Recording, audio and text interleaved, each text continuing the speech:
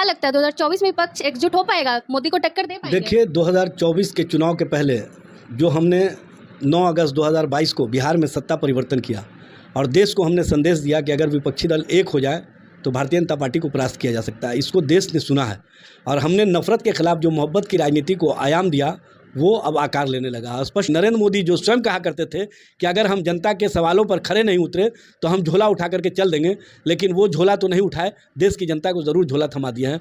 इसलिए देश की जनता अब ऐसी सरकार से छुटकारा चाहती है जो जनता को और जनता के सवालों पर काम नहीं कर रही है। जो उपेंद्र कुशवाहा है वो कह रहे हैं कि जेडीयू के ही कुछ लोग दूसरी पार्टी के संपर्क में हैं। देखिए उपेंद्र जी भाजपा की राजनीति कर रहे हैं और भाजपा के राजनीति के ट्रैप में फंस चुके हैं और उनको लग रहा है कि हम उसके पीछ पर जा करके खेल लेंगे तो गलतफहमी में है। कह रहे हैं कि नाव डूबने वाला जेडीयू का। देखिए समाजवादी मजबूती के साथ जो गठबंधन बिहार में निर्माण किए हैं ये देश में आकार ले रहा है और देश में स्पष्ट रूप से जो बेहतर विकल्प है उस विकल्प को हम आगे बढ़ाने का काम कर रहे हैं और देश भी महसूस कर रहा है कि माननीय मुख्यमंत्री नीतीश कुमार जी, माननीय उप मुख्यमंत्री तेजस्वी प्रसाद यादव जी का जो विपक्षी दलों की एका का संकल्प है इसको आकार और आधार देना आवश्यक है। इसलिए इनको बेचैनी है और इसी बेचैनी में भारतीय जनता पार्टी इस तरह की राजनीति कर रही है।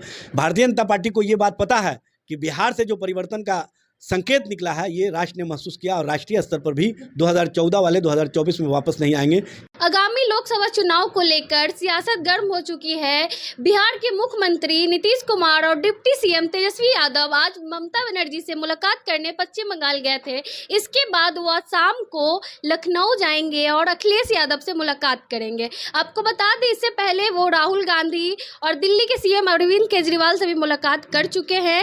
क्या 2024 में विपक्ष एकजुट हो पाएगा, इसी मुद्दे पे बातचीत करने के लिए हमारे साथ आरजेडी के प्रवक्ता एजाज अहमद जी हैं।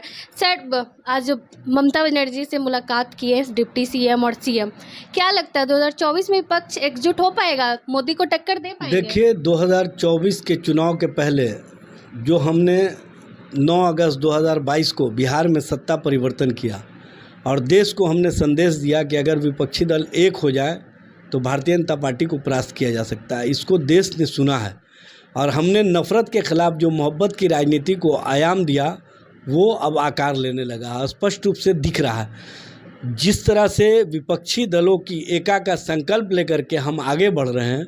माननीय मुख्यमंत्री नीतीश कुमार जी, माननीय उप मुख्यमंत्री तेजस्वी प्रसाद यादव के नेतृत्व में वो देश के स्तर पर सभी विपक्षी दल के नेता इस बात को महसूस कर रहे हैं कि मुद्दों के आधार पर जनता के सवाल पर जनता के लिए हमको एकजुट होना है और इसी एकजुटता के संकल्प को आगे बढ़ाने का काम किया जा रहा है। और देख रही हैं लगातार विपक्षी दलों के नेता एक एक करके साथ आते चले जा रहे हैं और एक स्पष्ट संकेत देश ने भी महसूस किया है कि 2024 में भारतीय जनता पार्टी को सत्ता से बेदखल करने का जो संकल्प है वो संकल्प पूरा होगा, क्योंकि देश की जनता का मिजाज बन चुका है।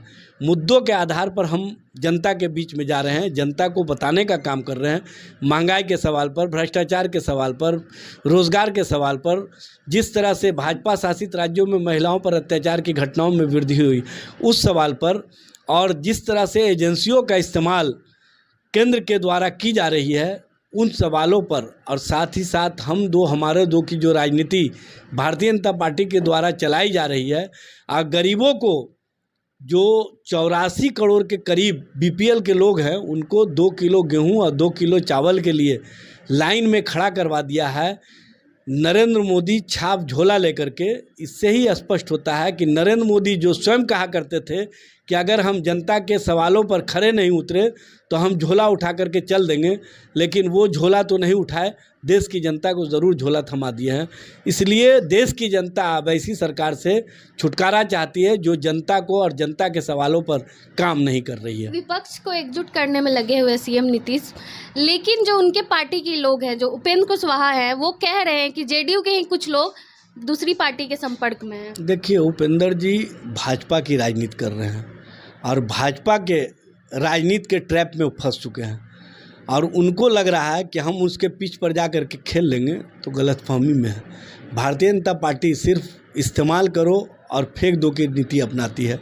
जब भारतीय जनता पार्टी माननीय मुख्यमंत्री नीतीश कुमार जी के साथ जिस तरह का बर्ताव की, ये स्पष्ट संकेत है कि वो ऐसे लोगों के साथ किस तरह का बर्ताव करेगी, ये किसी से बताने की आवश्यकता नहीं। 2020 के चुनाव में भी चिराग पासवान का इस्तेमाल किया, अब कहाँ पहुँचा दिया। उसके बाद एक केंद्रीय मंत्री का इस्तेमाल किया, उनको कहाँ पहुँचा दिया। अब ये तीसरे आए हैं, इनको भी कहाँ पहुँचा देंगे पता नहीं। लेकिन एक बात मैं स्पष्ट कर देना कह रहे हैं कि नाव डूबने वाला जेडीयू का। देखिए, समाजवादी मजबूती के साथ जो गठबंधन बिहार में निर्माण किए हैं, ये देश में आकार ले रहा है और देश में स्पष्ट रूप से जो बेहतर विकल्प है उस विकल्प को हम आगे बढ़ाने का काम कर रहे हैं।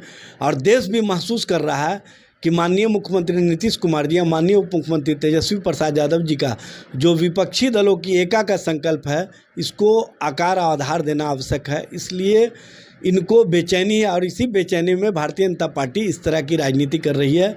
भारतीय जनता पार्टी को ये बात पता है कि बिहार से जो परिवर्तन का संकेत निकला है, ये राष्ट्र ने महसूस किया और राष्ट्रीय स्तर पर भी 2014 वाले 2024 में वापस नहीं आएंगे। ये संकल्प मजबूती से आगे बढ़ रहा है।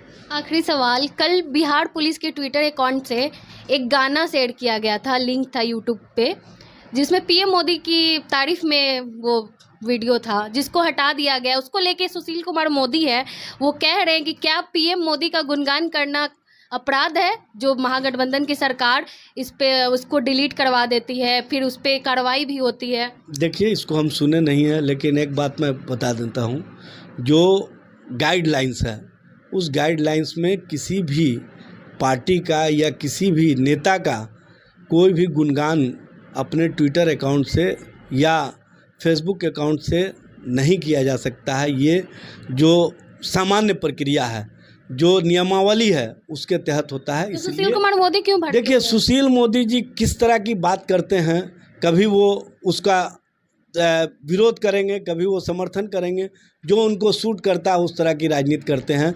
सूट करने वाली राजनीति करने वाली भारतीय जनता पार्टी नियमावली और जो संवैधानिक व्यवस्था उससे भी खिलवाड़ करती रही है, ये बताने की आवश्यकता नहीं है। चलिए, हमारे साथ आरजेडी प्रवक्ता एजाज अहमद जी हैं। वो उनका कहना है कि 2014 वाले 2024 में नहीं आएंगे।